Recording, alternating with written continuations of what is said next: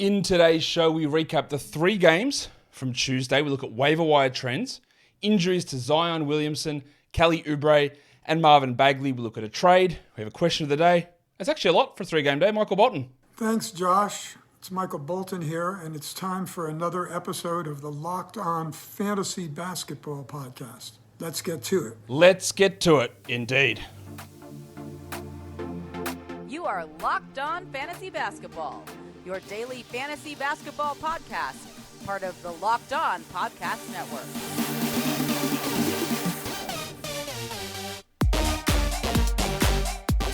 Hello and welcome to the Locked On Fantasy Basketball Podcast, brought to you by Basketball Monster.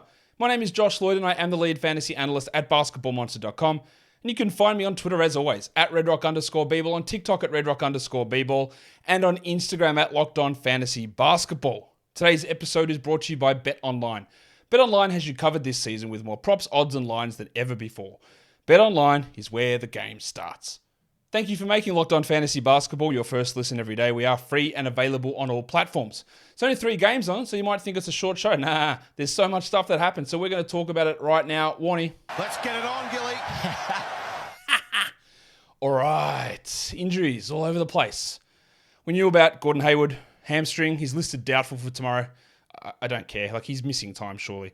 Drop him. I don't have any problem with dropping him in 10 or 12 team leagues. Gordon Hayward, he hasn't been playing well, and he's out. Kelly Oubre is out 4 to 6 weeks. Also, drop him. Yes, the caveat, if you have an open IL slot, hold him. I thought Oubre was going to trend towards a drop anyway. He already had trended towards a drop. And he's going to be out long term. Like, see you later. Bye-bye. Don't need to worry about that. The beneficiary there is Jalen McDaniels. I know some people think you'll get huge minutes out of Dennis Smith Jr. I'm not one of those people. I don't believe they'll run Rozier, Ball, and Smith together for extended periods of time.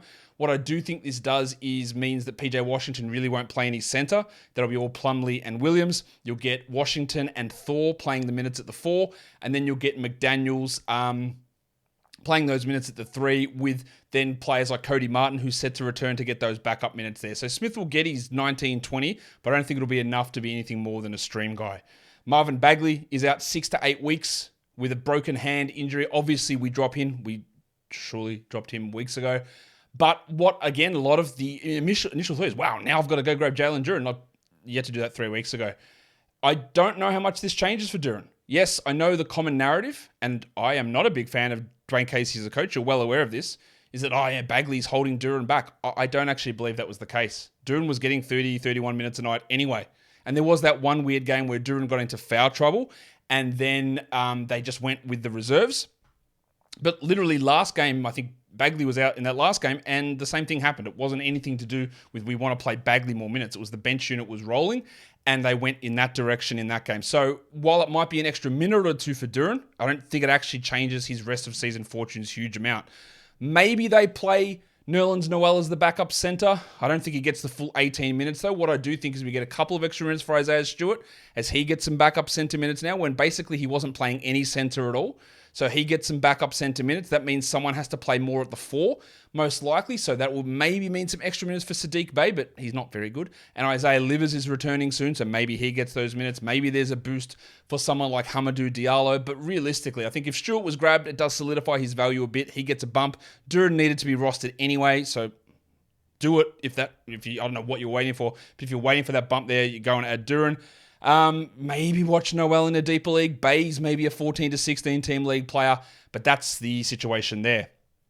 And then the big one, the big fella himself, Zion Williamson, is out at least 3 weeks. Talked about it yesterday. Hamstring, leave the game. You're probably looking at 10 days minimum. 3 weeks. I think I actually said this on yesterday's show that normally a standard recovery is 21 days for a hamstring, but the NBA never seems to abide by that. We'll talk about abiding by hamstring issues in a little bit when we talk about the Wizards game. So Zion's out at least 3 weeks. You got to think that's closer to 4 probably there. Obviously that's bad news for the league, for the NBA, for the Pelicans, for fantasy managers. It's all really bad. I think you can still get away with buying low on Zion. I'd probably wait a week and a half or so to do that to gain a little bit more value or a little bit more certainty with this. But what this means, I know a lot of people are going to be rushing, man, what does this mean? Larry Nance, must-add player.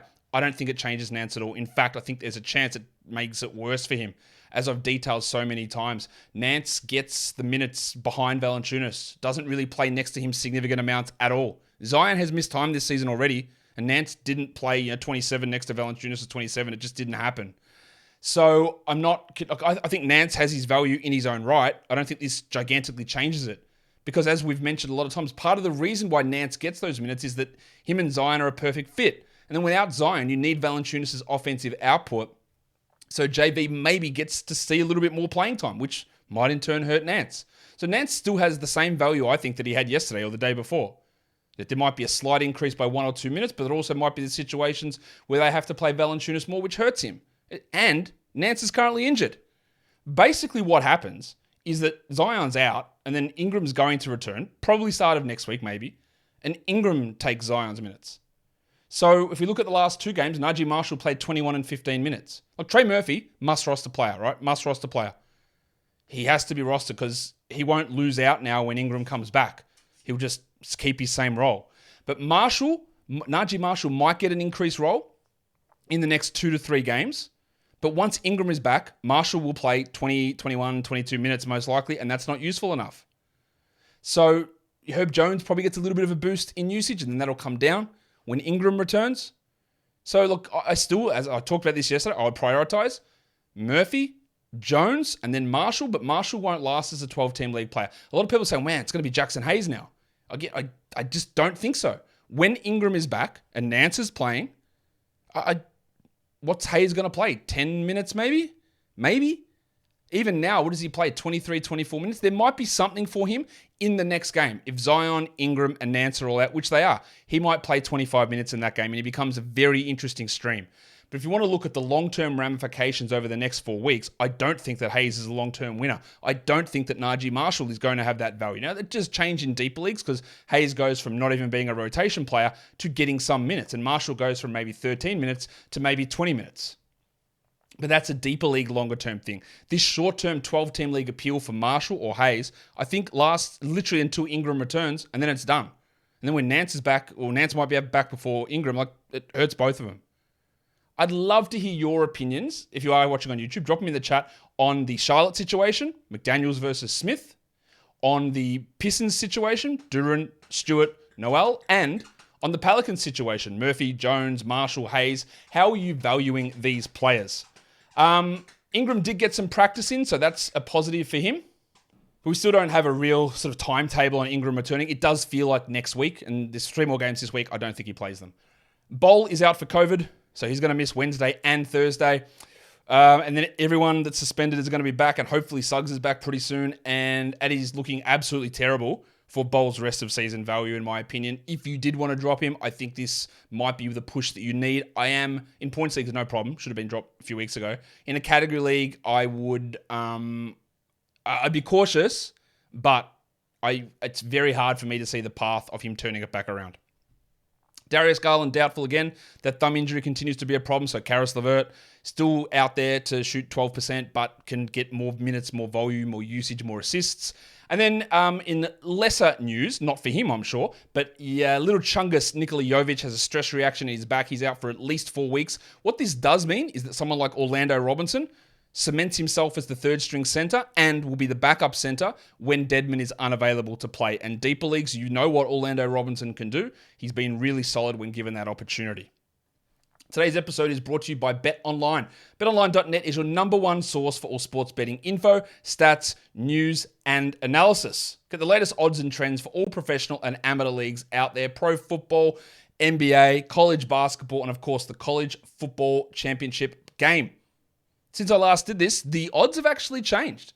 TCU is now only 12.5-point underdogs, a half-point switch towards TCU's side. Very interesting. Georgia, 12.5-point favorites in the College Football National Championship playoff game. So, if you want to check out that and all the other action, BetOnline has everything that you need. They're the fastest and easiest way to get your betting info. Head to the website today or use your mobile device to learn more. BetOnline is where the game starts. And don't forget to gamble responsibly. Let's do the question of the day. I think this one's pretty easy. I think it is. Let me know. He was drafted out of USC. He was drafted by the Philadelphia 76ers. And the last team that he played for was the Chicago Bulls. Comments down below, answers down below. Let's have a look at a trade from Cam Chan Lax. It's a points league trade. All right, he didn't give me what his point specific situation was. That's okay. We'll use Yahoo standards. He said Klay Thompson for Chris Middleton. He's like, I want to do a buy low on Middleton, but I don't actually know what buy low means for him. Like, what's the value? So I thought this was interesting because Klay was on my sell high show earlier today. So let's have a look. Klay is averaging 30 fantasy points for the season. He's at 40.5 over the last 2 weeks. Middleton is averaging a putrid 21 fantasy points this season, but last year he averaged 36 fantasy points. So if we look at that and go, okay, Middleton averaged 36, with all of the doubts and the slow start and all that, I think it's unlikely that he gets to 36 again. So let's maybe look at him as a 33 fantasy point per game player. Maybe. And then Klay has been bad for a lot of this season's averaging 30, but he's up to 40 at the moment. So I don't think this is a buy low. It's definitely not a sell high on Klay Thompson because you're getting a guy that might actually underperform Klay rest of season. When I talk buy lows, it's about getting a situation where you feel really confident that you're going to win the trade. Obviously, the other person's going to feel confident, but they win it. But this one, I don't feel confident that you win it. There's a chance. It's a coin toss. Maybe you want to do it just for shits and giggles, but Middleton, the health is not guaranteed. I don't know what's going on. The form wasn't great. Who knows when he's back, what he's going to do when he returns. And then for all of that, when he returns, it might not be better than the guy you gave away. Like, to me, that is not a sell high or a buy low. In fact, that is a situation where maybe those guys end up ranked similarly. And I just wouldn't want to do it when more risk, amazingly, sits on the Chris Middleton side. But what do you guys think? Do you think this little hot streak from Klay is unsustainable? I do, but I don't think he drops down far enough. But where does Middleton sit? This is the problem with it, right? Buy low, you've got to go lower than this for Middleton for it to make any sense for me because you're the one taking on that risk by taking Chris Middleton because you don't know when he's going to be back or what he's going to look like or how long he's going to be limited or recurrence of this knee problem. You don't know any of that. So you're taking on the risk. It's not a 50-50 proposition. So I hope that makes sense. Waiver wire, most added players over the last 24 hours. A lot of the guys playing today. Grayson Allen up 16%. Denny Avdia up 15%. And with Bradley Beal re-injuring his hamstring, Avdia makes a little bit of sense. Even though there's only 2 games this week, I'd expect Beal, again, re-injuring it. I think he's got it. It's got to be a week to 10 days minimum, surely. Surely they're not going to be that stupid again, are they? The Bronco, Jalen Williams. Broncos country, let's ride. Talk about him when we look at the Thunder game later on. He's up 12%. It makes sense to me. You know, I've been saying luxury stash is probably higher than that now for a couple of weeks. No worries. Lou Dort up 11%. Stream for today. Rui Hachimura, well, with Beal out, Hachimura's value does rise. He gets more shots. He gets more usage. The problem again here is I don't see him as a long-term top 100 player, much like with Avdia. So there is value while Beal is out, but with only one more game this week, it does get a little tough. Kevin Love up 9%. That might blow up in your face, but if Mobley misses, then you've got good value. So it's not a bad try. Not a bad try there. Oladipo up 8%. Last 2 games really strong for Vic. I'm not 100% convinced that he's back and he's doing this regularly, but it is worth a go. So that one makes sense. And Javon Carter, that's a stream for today, up 7%. He started over Drew Holiday, but again, this is not a long-term solution. The most dropped players. Torrey Craig down 12%. Totally understandable. Naz Reid down 11%. Ooh, I would have held on there. I don't know why he would have dropped Naz Reid. That doesn't make sense. KCP down 10%. I agree in principle long term, but they do have a back-to-back coming up Wednesday, Thursday, and KCP is going to be useful for Thursday, so I wouldn't have dropped there. Alec Burks down 8%.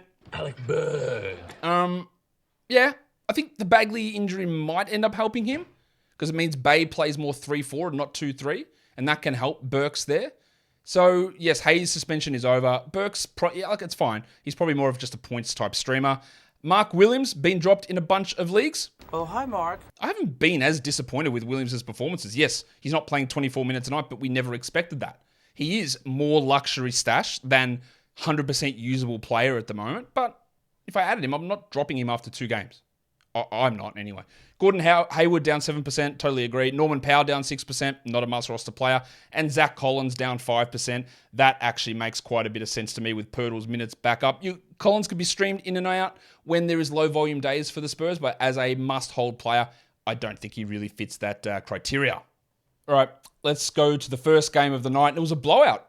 No Shea for the Thunder, so of course it was a blowout as the Thunder register 150 points and beat the Celtics 150 to 117. Not one person could have possibly seen this coming, like literally impossible to have predicted.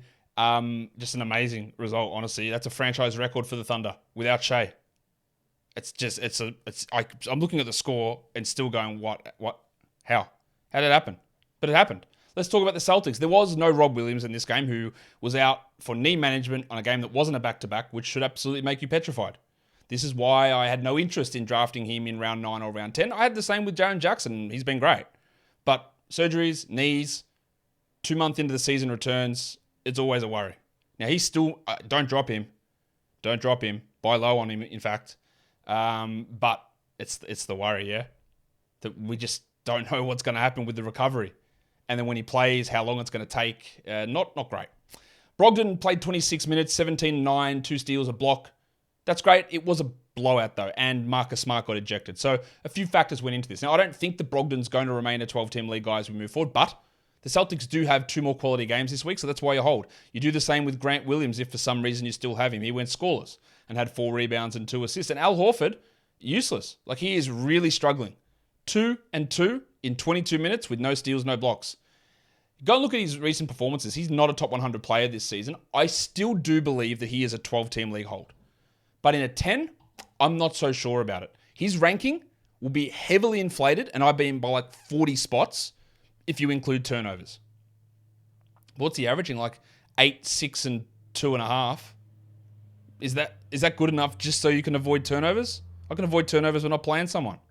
Like that, be really cautious with that. In a 10-team league, I'm not sure you need to hold.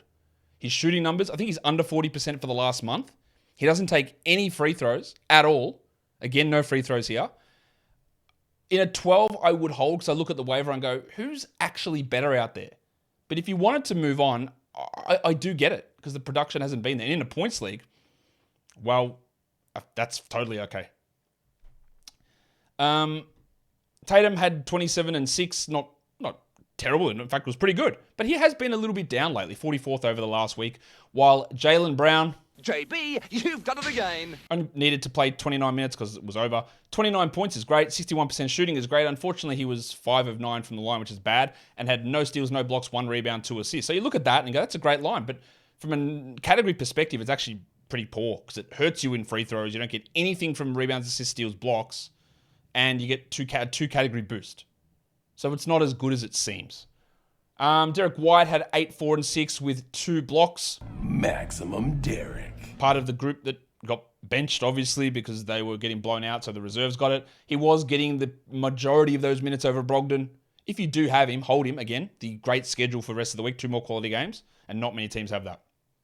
But the Thunder, I don't know how to read into a lot of this. There was no Shea. They didn't start Tre Mann. They started a front court of Kenrich Williams and Aaron Wiggins. The Thunder undefeated when Aaron Wiggins starts this season. 32 minutes for Wiggins, 17 and 6, 2 threes. He shot 88% to get here. His minutes are all over the place. He'll play 25, he'll play 10, then he'll play 0, then he'll play this, and that's good, but I don't trust it for a second. The Oklahoma City Mudflap played 24 minutes. Kenrich Williams, 10 and 5, 2 threes, 50% shooting. Pretty strong numbers. Tre Mann was amazing. 21 and 6, 3 steals, 2 blocks. 5 triples, 73%. The whole Thunder team just couldn't miss. They shot 60% as a team. The man situation was great here, but remember, it's Shea being out that enabled that to happen. If Shea misses another game with an illness, then you stream man in, but that's about it. Giddey he blew up completely. I think he said 17 and a quarter. He ended up with 25, 5 and 5, 2 steals, 3 threes. He only played 24 minutes. He's 71st this season. While it was looking pretty rough at the start of the year, that ranking or ADP of around 60 for Giddey, it might not be too far off.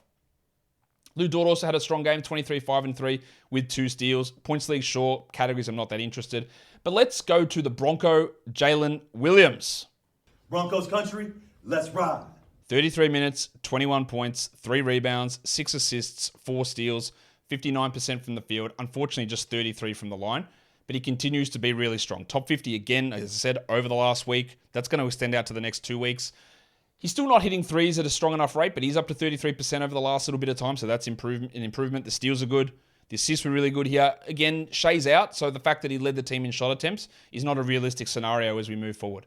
But I do believe, as I have believed for a few weeks now, that the Broncos should be rostered in basically all leagues. The The luxury stash tag is probably removed, but he's still sort of sitting there. But we're seeing consistent improvement for him. And I have been going on and on about this. It's about trying to recognize trends and micro trends. And that's been trending up. It's not under the radar anymore. He's still available. He is still available.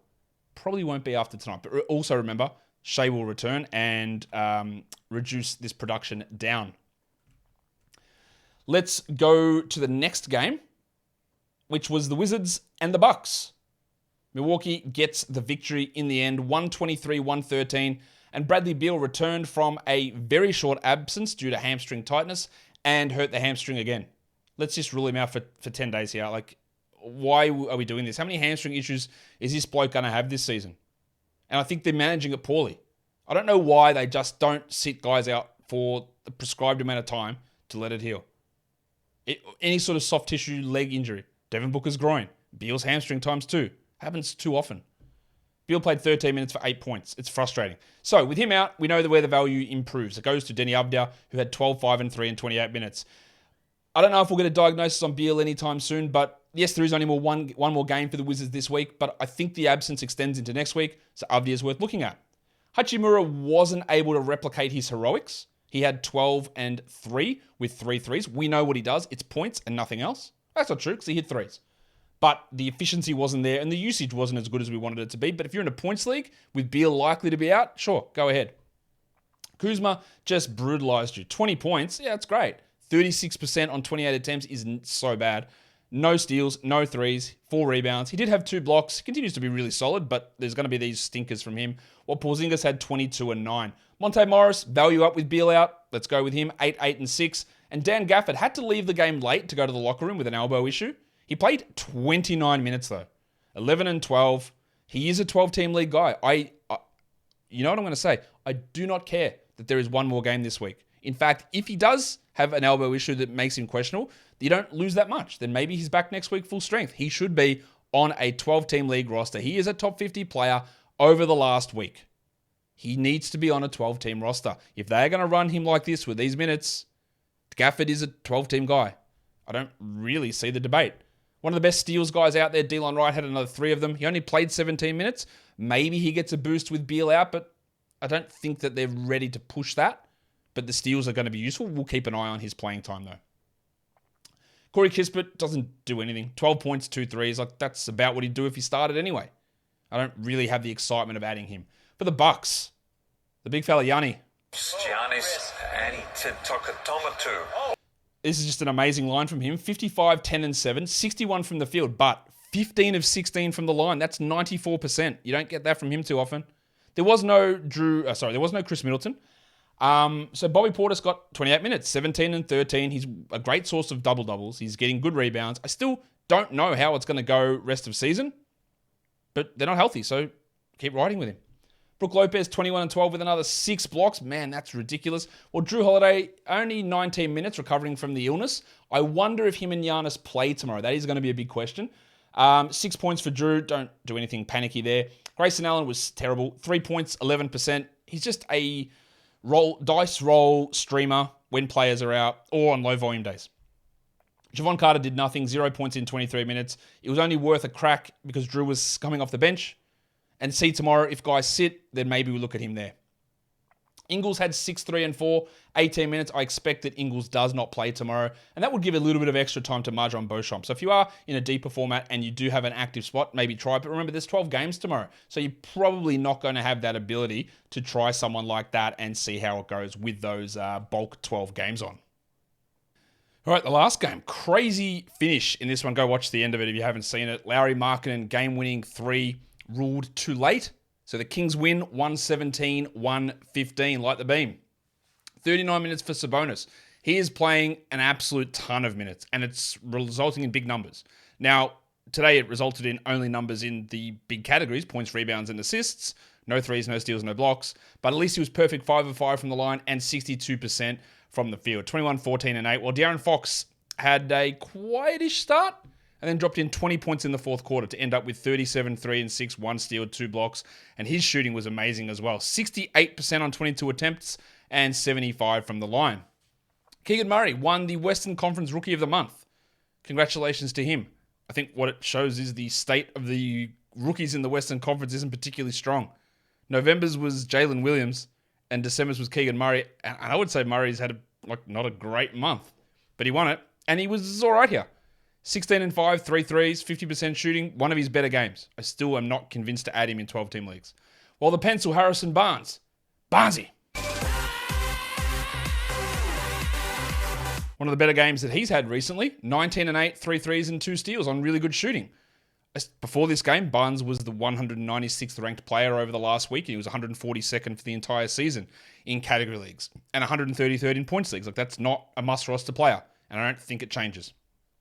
Vanderpants was questionable. Kevin Huerter coming into this game, he had 16 points, 2 threes. We know what he does. He's on a little bit of a hot streak, and that is always going to fluctuate back and forth. He does remain a 12-team league player, though. While Malik Monk really shit the bed. It was the right move to stream him in. Big opportunity, 3 games on, and he had 2 points in 15 minutes. 14%. He is relegated to streamer now. I don't think he's a must-roster player. He can be rostered, but I don't think he has to be. He's been cooling off quite a bit lately. And if you did add Trey Lyles, again, you shouldn't have, but 2 and 2 in 9 minutes. You can move on from him. For the Jazz, Conley. It was rocky, a little period there when he came back from his injury, but 18, 1 and 7, 3 steals, 2 threes, 60% shooting. Really starting to push along now with some good numbers, while Markkanen, 28 and 8. A little bit empty outside of that, but you love the 15 of 15 from the line. It was a great game for Malik Beasley, especially considering he was a great guy to add this week with 4 quality games. 31 minutes, 16 and 6, 3 threes, 2 steals, 1 block. Keep rolling with him this week because you've got that opportunity. We thought Nickeil Alexander-Walker would get into the rotation with Sexton out. We were right. He was just dreadful. 4 points, 1 rebound, 1 assist, and 20% from the field, and 33 from the line. Horrific night. Now, if you did add him, the value here is that he plays Thursday, Saturday, Sunday, and I don't think it can get worse. The guy who maybe was a threat to take minutes, Ochai Agbaji, was worse. $7 trillion for him. So if I did add Alexander Walker for the quality games, this is a stinker, but I probably will hold. Because I won't find anyone else who's going to give me that same value. The man on the street, Jordan Clarkson. JordanClarkson. 24 points with not much else there, while Walker Kessler had some foul trouble early on. I think he had 3 fouls in the first 11 minutes or so. Ended with 17 minutes, 6 and 7, 2 steals and a block. That's totally reasonable. It's okay. I believe he's a 12-team league guy. I think he would have played more than that had it not been for the fouls. Well, Jared Vanderbilt had 14 and 9, a steal and a block. That's pretty good from Vanderbilt. I would prefer Kessler in category leagues over Vanderbilt. In points leagues, I'll probably switch it. But there is going to be back and forwards here for sure. And again, I'll say it again because people still don't necessarily believe this. Maybe I'll be wrong on this, but they seem to think, well, as soon as Olynyk gets traded, then Kessler's going to fire up. But I don't think they'll want to do that and start Kessler and Vanderbilt together. Kessler and Vanderbilt are the guys sharing minutes, not Kessler and Olynyk. That might change, but I don't think they'd want 2 of those guys who can't shoot. As for Olynyk, not his best night. 5 points on 29%. He had 6 rebounds, 4 assists and a steal, and does remain a 12-team league must-roster player. That'll take us into the lines of the night. The monstrous does go to Giannis Antetokounmpo. The waiver wire line of the night and the young gun of the night do go to Tre Mann.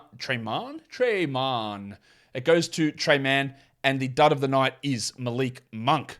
Your top 10 players today in category leagues. Number 1 was Giannis, followed by Brook Lopez, Tre Mann, Domantas Sabonis, De'Aaron Fox, Josh Giddey, Kristaps Porzingis, Bobby Portis, Harrison Barnes, and Malcolm Brogdon. Top 10 players rostered in under 50% of leagues. It was Mann. If Shea is out, we can stream him. That's about it. Aaron Wiggins, really good. I don't trust it at all. Pig Williams at number 3. You don't trust it. Kenrich Williams, guess what? Don't trust it. Isaiah Joe, also don't trust it. The top 5 players were Thunder guys. It was a weird game. They scored 1 million points. A lot of players were out, and they were to put up numbers. But I don't trust a single one of those guys to be 10 or 12 or probably even 14-team league guys. Joe Ingles was at 6. Probably doesn't play tomorrow. Not worth an ad. Peyton Pritchard at 7. No. Blowout numbers. Pat Connaughton, not interested. Delon Wright, maybe. The steals are useful enough, and Davion Mitchell put together some good defensive numbers. Your top 10 players in points leagues for today was Giannis at 1, Brook Lopez 2, Fox 3, Sabonis 4, the Bronco Jalen Williams at 5, Tre Mann at 6, Bobby Portis at 7, Josh Giddey at 8, Porzingis at 9, and Malcolm Brogdon at 10. And that will do it for me today. I'm not quite going to get out of here in under 30 minutes, but we almost got there. Follow this podcast, Apple Podcasts, Google Podcasts, Stitcher, Spotify, and on the Odyssey app. If you're on YouTube, thumb it up and leave those comments down below, guys. Oh, no, I forgot something. The answer to the question of the day. It is. The answer of the player who went to USC, was drafted by the Sixers, and last played for the Bulls is... It's Big Vucevic. Perk, I almost forgot. All right, that'll do it. Guys, follow, subscribe, like, comment. We're done here. Thank you so much for listening, everyone. See ya.